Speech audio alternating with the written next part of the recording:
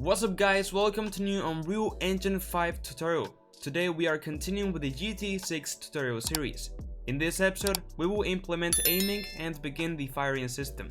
Remember they have full access to the project files on Patreon or YouTube members. It's going to be a very easy video to follow, so let's get started.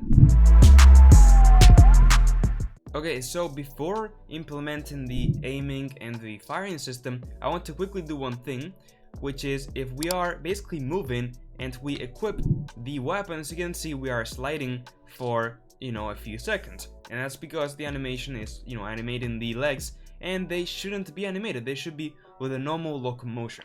So to fix this, let's go to the characters folder, go into animations, and then open up our animation blueprint, and you will see that if we go to the states, we can go to the main and in graph, go to the main state machine, and then you can see that we have the equip rifle state. And basically what we need to do is divide the body in two. So the above upper body will be playing the equip animation, and the lower body the normal locomotion. Now we have already done this, okay? So it's exactly the same thing. So we already did this in the rifle locomotion with the stop animation. As you can see, we did this layered blend per bone, where we had the stop animation as the base pose, and then on top we had the rifle idle, so we kept the rifle in our hands, and we just split the body at spine 2. We are going to be doing exactly the same thing. So let's go to rifle, and graph, go to main states, open the equip rifle state, and what we have to do is just right click and add the layered blend per bone node. Now the base pose will be the locomotion, so we can just right click and search for, well, rifle locomotion. I'm gonna use the cache pose, plug that there, and then the on top animation that we want to play is going to be the equip. So let's plug that to the second pin, and now that to the result. So let me go ahead and just put this here. We go align it, and now if we select the layered blend per bone node, I can once again add the bone that I want to split. In this case, we can click this button to go once again to the skeleton. We can click on spine 02 and just copy the name. As I mentioned in the last episode, the name has to be exactly the same. If not, we will not find it, and it will give us an error. Anyway, so now you will see that the body will actually be split in two. So if I walk and press Q, now it is actually working. And there we go. We just get our hands and go to the back, but we're still moving, which is exactly what we want. So there we go. That is done. So that's cool. Now one last thing is going to be adding an unequip animation. We added the equip animation, as you can see, but when we unequip, we're gonna just disappear in the hands.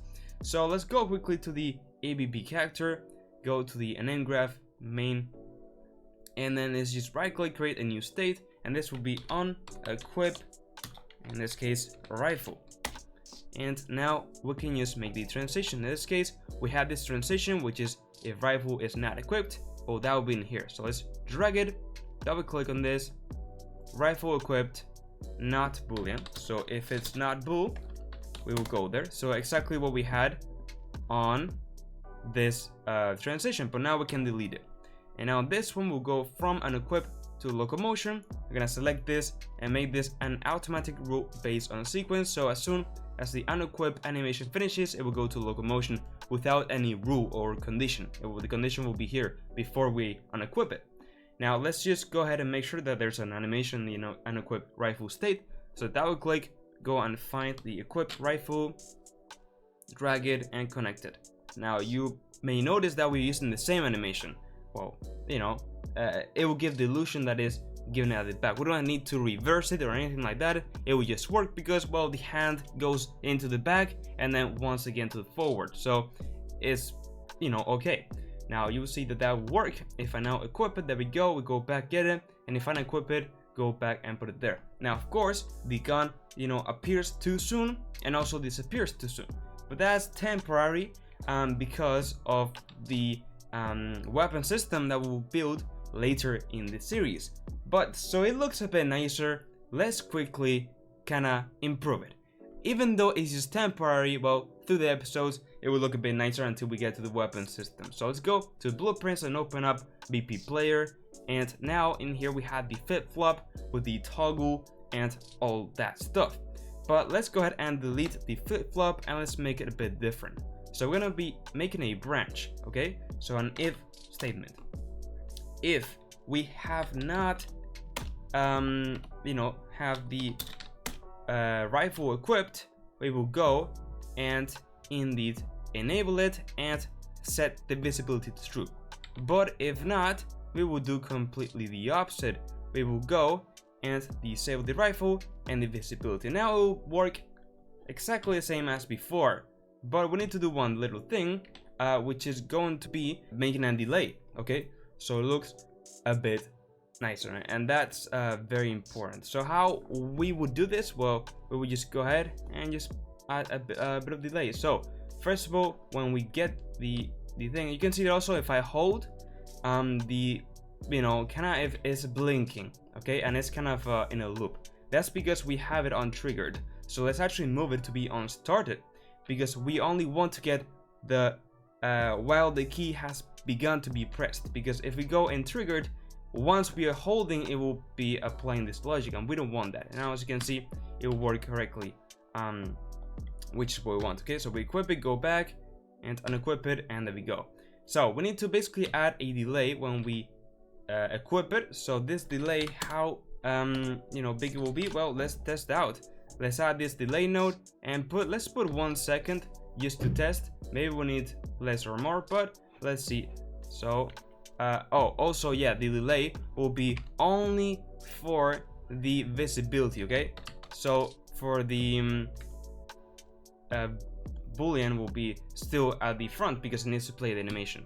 You can see that actually works pretty nice. And then I think that it will be exactly the same, just another delay of 1 second right after. So let's just put this here, and that should go ahead and work. So now there we go, boom, we get it, and then there we go, we get it. Cool. So that is going ahead and working. We have it sorted out. So now we can go back and the aiming system and firing, which is really the main focus of this episode. Okay, so let's begin with the aiming system. So the first thing that we need to do is create a new input so we can hold the right mouse button and zoom in. So let's go to the inputs folder and create a new input action. Now we have already done this before with the equip rifle input action and the other ones, but really it's more similar to the equip rifle because it's just a boolean. Okay, so as a challenge, I want you right now to go ahead and create a new input action that will be called basically IA_aim, and then just without changing any values inside of the input action, just add it to the collection, okay, the input mapping context, and assign the right mouse button. So go ahead and just pause the video and give it a go. Alright, so let's do this. Let's right click, go to the input section, new input action, IA_aim, and as I mentioned before, we don't want to change anything because the value type will be automatically bool, which is what we want. So if it's true or false, we're aiming or not aiming. So let's go and open up the context, and now let's add a new mapping, which in this case will be the IA_aim. And now we just want to open this up and assign a key, which will be the right mouse button. So just select this button to have a shortcut and just press your right mouse button on your keyboard, or you can just manually search for it. Okay, so now that is created, so now we can use this input action. So let's go to our player blueprint once again, and now what I am going to do is go down and just right click and create an IA_aim enhanced action event, once again with the arrow. That's the one that we want. And now this node, we can expand it, and we have different options. So we have when we have started to press it, and then when we have released the key, which is what we want. So we're going to be using those two. So when we start to aim and we stop aiming. So what we want to do is basically change the spring arms arm length, so we can go closer or further away. So let's set this back to 300, go to the event graph, and now basically what we can do is create a nice interpolation. So it will smoothly transition from one arm length value to another. So we can do this via a timeline. So let's go and get the started and add this node, which is the add timeline. Let's give this a name. It will be as simple as just im, and then we can go ahead and double click on this timeline to open it up. And what we can do is add a new float track, because we are basically changing a float value, which is the arm length. So let's go ahead and add the float, and now we're gonna name this timeline the arm length, which is the thing that we are changing. And then we're gonna set the duration. In this case, it's gonna be very quick. I believe that honestly 0.2 will work. It's gonna be very quick. You can play around with the values of that, but let's test with 0.2. So now we can basically create this curve transition. Now I'm gonna make it very simple. So just right click at any point, add the key, and the first key will be when the time is 0 and value is 0. And then the second key will be when the time has reached the end of the timeline, which is 0.2 in this case, and value 1, because it goes from 0 to 1.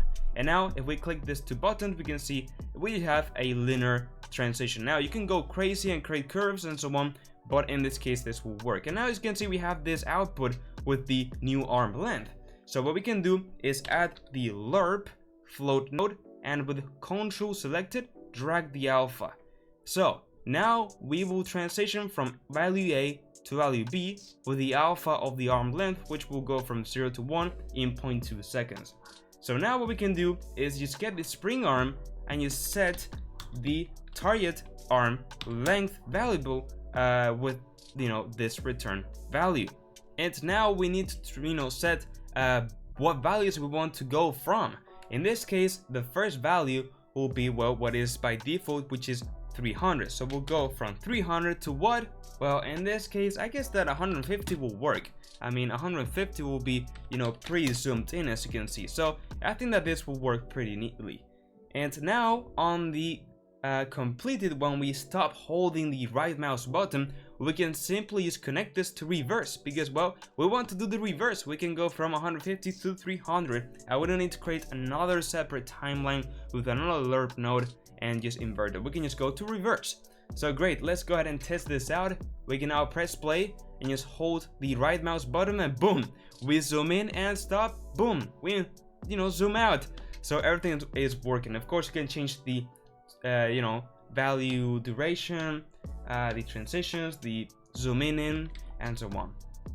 But there's another thing, and it's that we're pretty much zooming in kind of the center pelvis of the body, but we want to go a bit higher towards the shoulders and torso. So what we can do is add, as we did in the first episode, a bit of socket offset, but for the z-axis, which is going up. For example, 20, so it will go a bit up.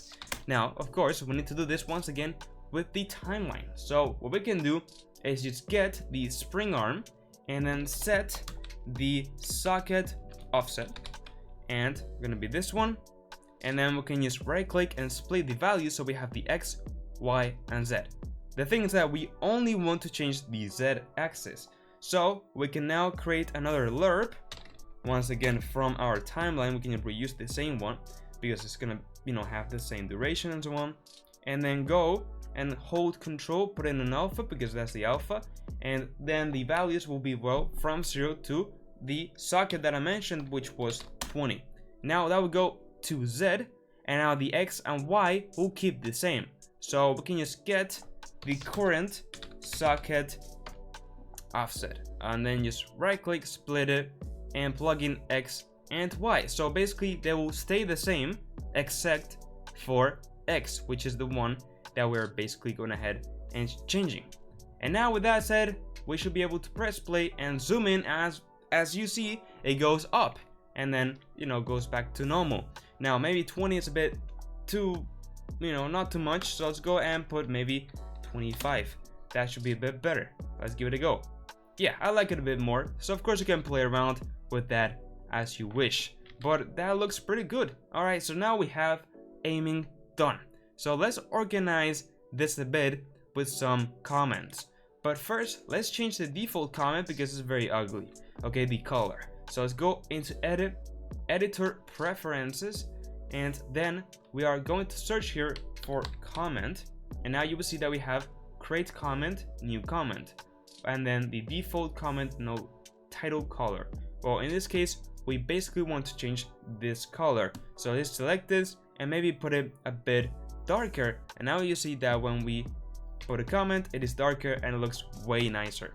So in this case, this will be add input, then this will be all about the movement and camera look, and then we have this one, which is the equip as unequip rifle, which is this one pretty much temporary, and then this one is the aim min, and there we go. Great, so now everything is organized, which is very important to do from the start. Okay, so now that we have officially done aiming, it is time to do the firing. So the first thing that we need to do is create the firing animation. Now in this case, in the last episode, we already in characters animations rifle exported, or more well said, retargeted the fire animation. You can see it's here, fire rifle, and it is just this very short, simple, quick animation, which is firing the rifle, which looks pretty cool. So what we need to do is convert this animation into an animation montage, and then what we can do is play that animation montage in blueprints, and we can assign that animation montage into a specific slot. So don't worry, we'll go slowly and you'll understand this perfectly.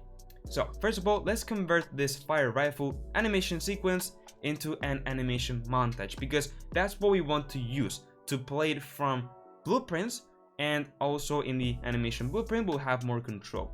So let's go and right click, create, and then montage, and now we can just press enter and this name will be good. As you can see, it is exactly the same thing, but things are a bit different.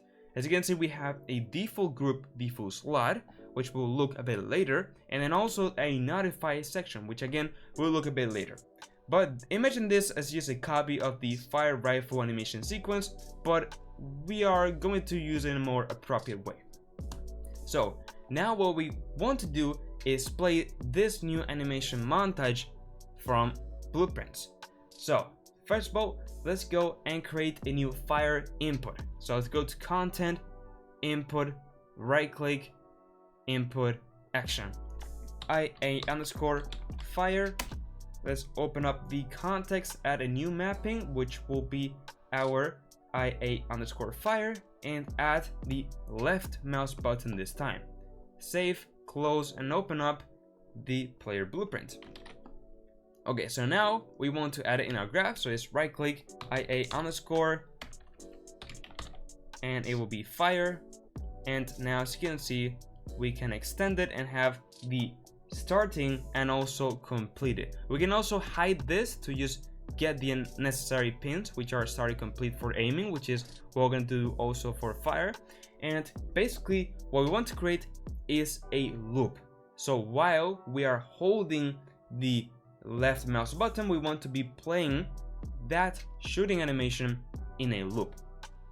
Now you might think that we're gonna go through the triggered route, which is, you know, consistently being pressed as we are holding the mouse, but that's not gonna be very accurate, because we will need to add a proper delay node and so on, and it's better to create our own loop where we will start that loop in the started pin and end that loop on the completed pin.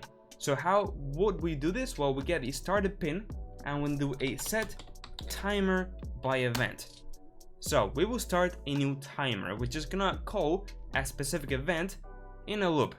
So first of all, let's create that new event. So drag in the event pin and create a custom event, and this will be called just fire rifle.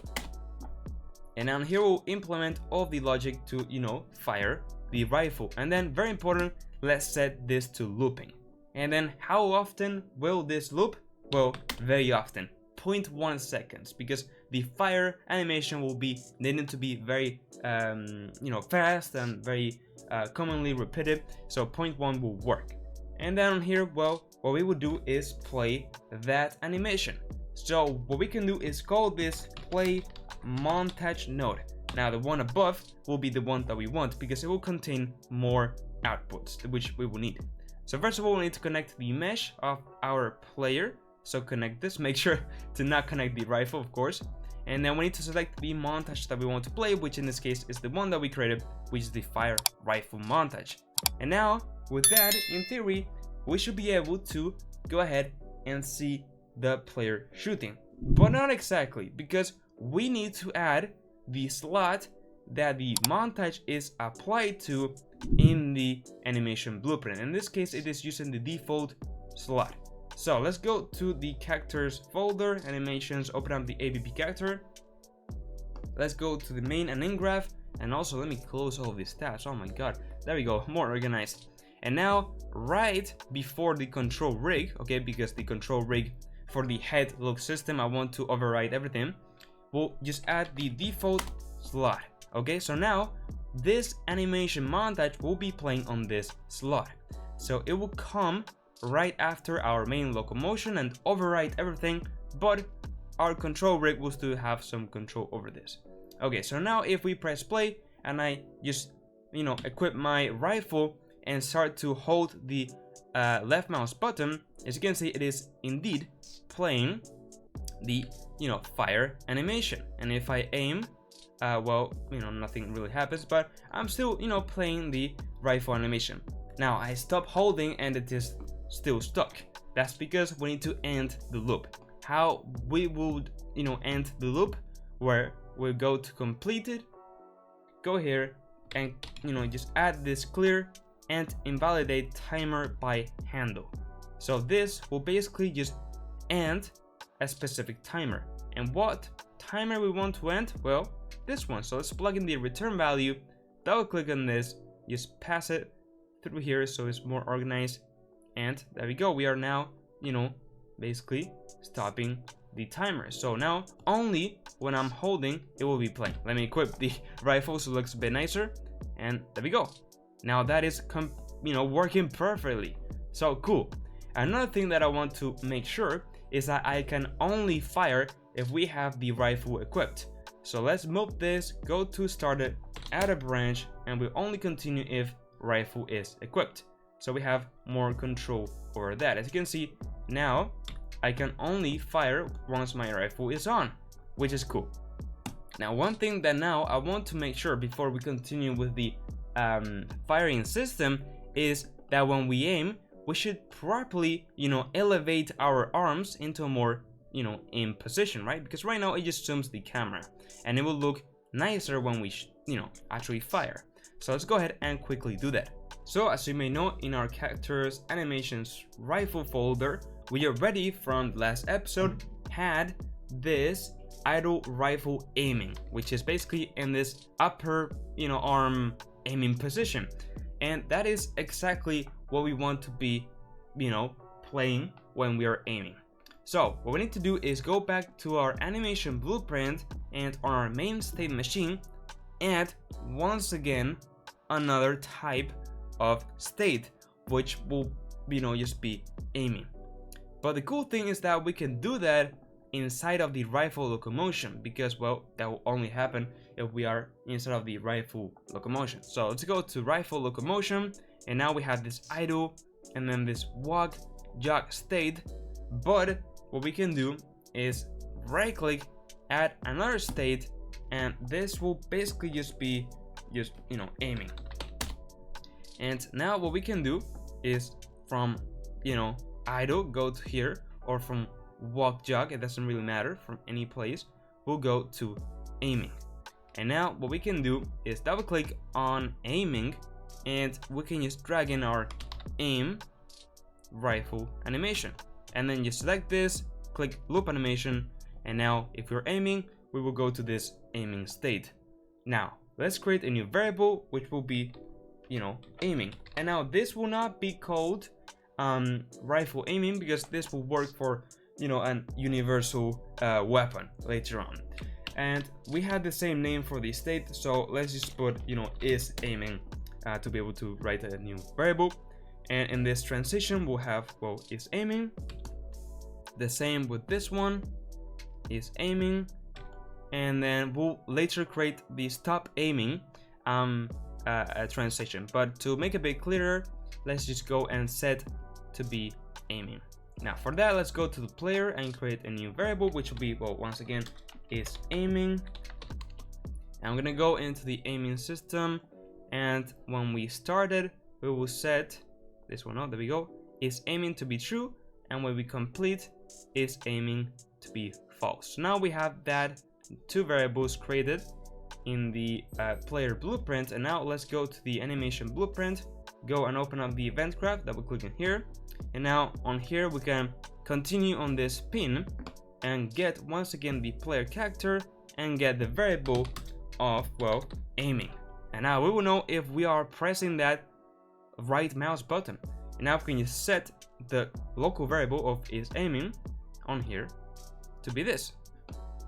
There we go. So now if we left, basically equip our rifle and aim, you can see, boom, it is working. Now of course it doesn't stop aiming, and we are basically just floating. So first of all, let's create the transition back animations. So let's go to rifle locomotion, double click here, rifle locomotion state machine, drag, there we go, a transition here and a transition here. So in this case, the condition if the speed is bigger than 0. So for this, it will go if the character is aiming, and so we have a double condition, the speed is bigger than 0.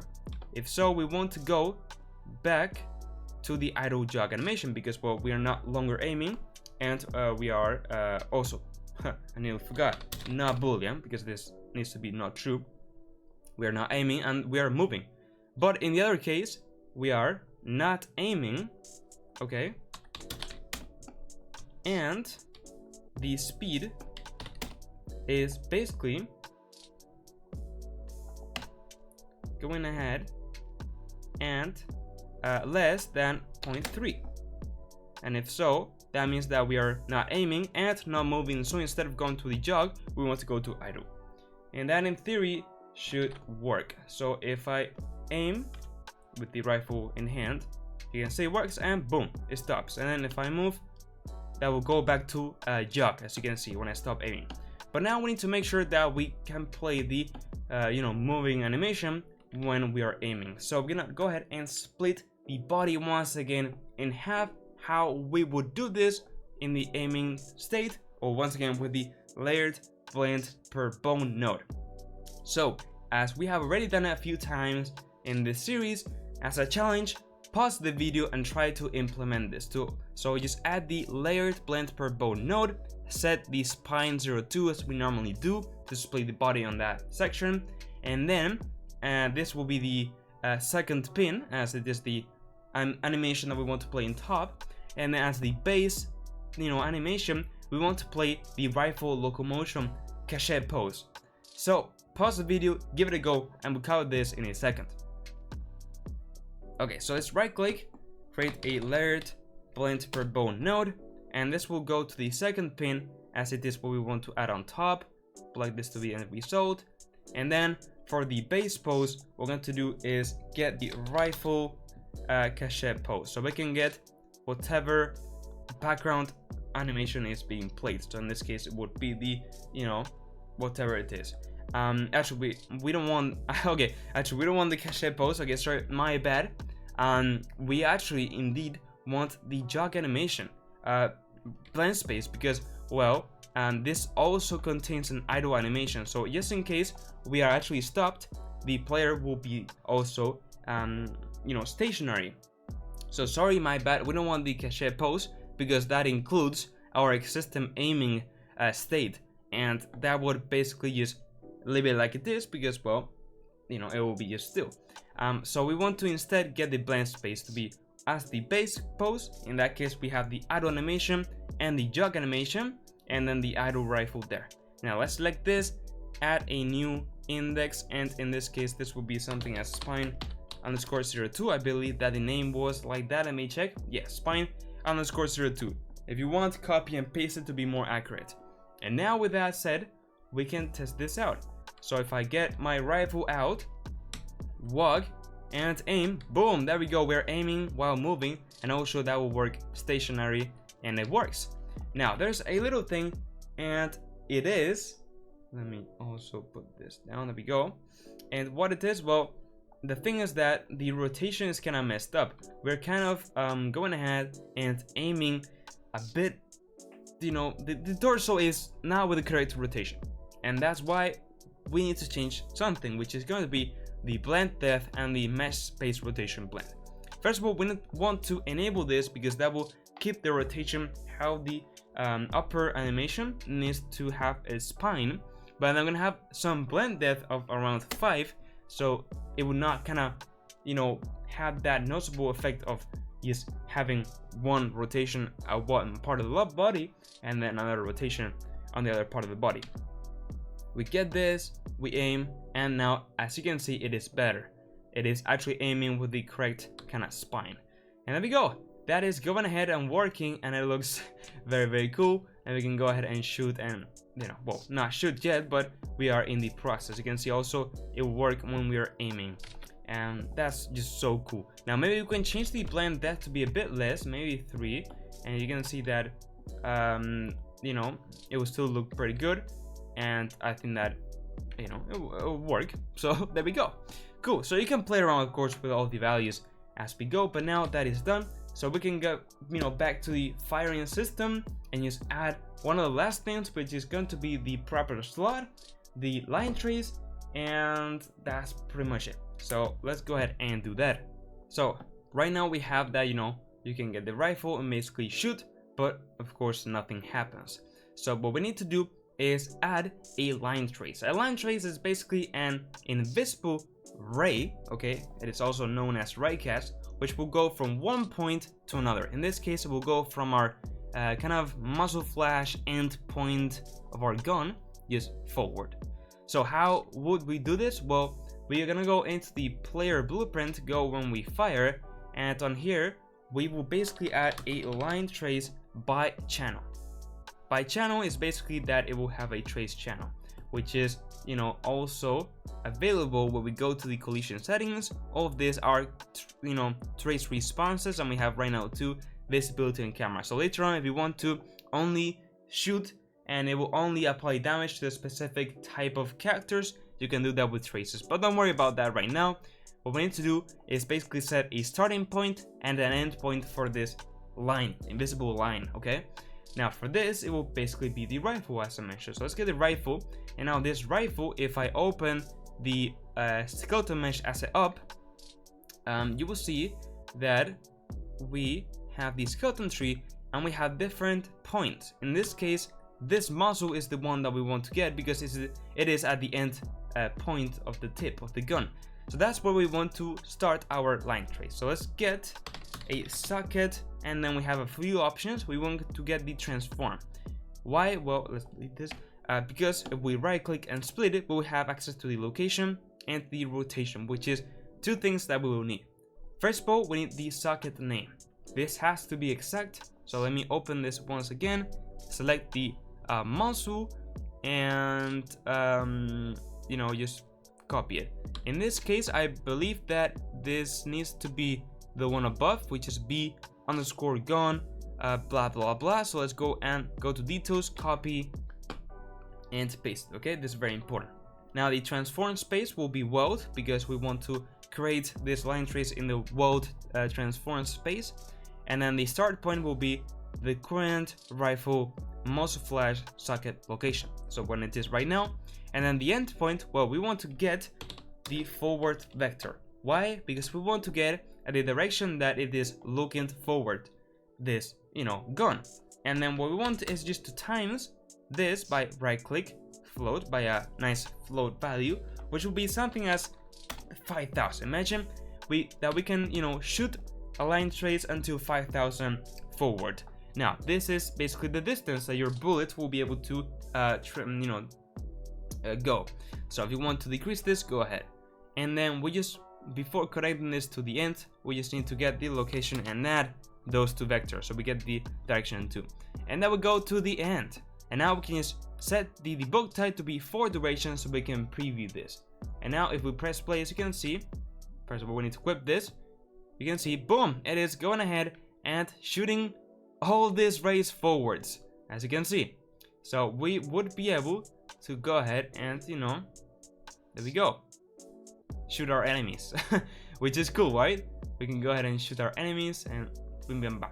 Now, of course, you know, we still cannot apply damage, or there's no muzzle flash or sounds or whatever, but we'll do that through the next few episodes.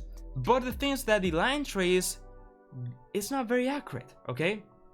Why? Well, first of all, it's not being gone ahead and created in the right section of the animation, okay? Why? Well, because it is appearing too soon. What do I mean with this? Well, first of all, let's go to the animation montage, open this up. As you can see right now, it is being, you know, creating this line trace as soon as the animation starts, which is here, okay, and the frame 0. But actually we want to apply the line trace, boom, right over here, yeah, just some frames after, when it actually, you know, makes the impact. In this case, you can see that it will be around here. So around here, I'm gonna go to notifies, right click, and add a montage notify. So I am putting like a type of you know, mark here, okay? So when it gets into this point, we can do something. In this case, we can access that point through the onNotify begin. So we can connect this, disconnect this, and now it will create the line trace when it gets to this point of the animation, because we have added a new notify montage on there, and this is how we access it. And now it will basically be a bit more realistic. As you can see, I can shoot already while I'm taking my gun. But yeah, that will go ahead and work as we want. And you know, as you can see, also the shooting is working, and everything is working fine. But the thing is that even though I'm using default slot animation, okay, when I move, it is not gonna be very noticeable, but actually my legs are being affected by the animation, and I don't really want my legs to be affected. You may not notice it, but they're actually kind of vibrating a bit. And the thing is that this animation montage is affecting the whole body, but because it is so quick, as a fraction, well, not a fraction of a second, but yeah, kind of a fraction of a second, we don't notice this. But we only need to play this firing animation on the upper part of the body. And how we will change this? Well, by changing the slot. So if we go to the animation montage, we can set the slot to be on the upper body slot. We can go ahead and save, go to here and select this slot and change the slot name to be upper body. And now, as you can see, when I press play, it will be exactly the same, okay? So nothing will finish, because the only thing that has changed is the name of the slot. We can still fire, but the only thing that changed is the name of the slot. But now we just need to change this slot to only play on the upper part of the body. How would we do this? Once again, layered blend per bone. We're gonna be using this a lot in the series. So we're gonna right click, add the layered blend per bone node, select this, add a new item, which will be where we want to speed the animation, which will be on spine underscore 02. I'm gonna add a bit of a blend depth. Actually, no. I was gonna add it for a smoother transition, but it's so quick that it's not noticeable, so that's okay. I'm gonna add the rotation space blend, so the rotation is more accurate. And then I just want to plug in the main state here and the upper body here. So the base pose, the lower part of the body, will be with the main state machine, and the upper part of the body, which is the second pin, will be with the slot. But of course, before, you know, plugging in this, this slot needs some information about the animation. This will basically give an error. But if we want to connect this to 2 pins, we can't. It only goes to 1 pin. So what we need to do is save it in another cache pose. So let's do the same, new cache pose. This will be in the main states. And now we can just connect this to the main states.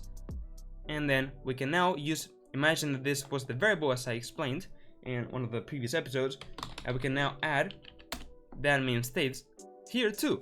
So instead of having one pin, which we can't, we created this cache, which acts as, imagine, as a variable. It's not a variable, very important guys, but it acts as a variable, and now we can use it on here and on here because we are accessing that variable again, because we're gonna add multiple pins.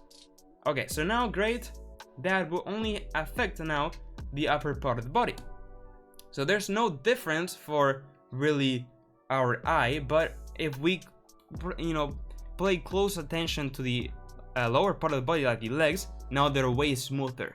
It's not very noticeable, but trust me, at the long term, it is noticeable. So that's pretty much it. Now we have everything done for this episode. We can go ahead and equip our weapon more accurate. As you can see, we can shoot while we're equipping. Don't worry, that will be sorted out later on in the series. We can go ahead and aim, which will, you know, kind of, you know, make our character aim with the hands and zoom in, and also go ahead and shoot and launch some ray casts or line traces, which later on will impact someone and apply damage. So that's it guys. If you found this tutorial helpful, I would really appreciate it if you could like the video and subscribe to my channel. Remember that you have access to the private files through Patreon or YouTube members. Join my Discord servers to show your progress with the series and talk with me and other devs. Check out my new course with Game Dev TV with how to make a stealth game in Unreal Engine. Follow me on my socials. And now yes, with all that said, bye bye.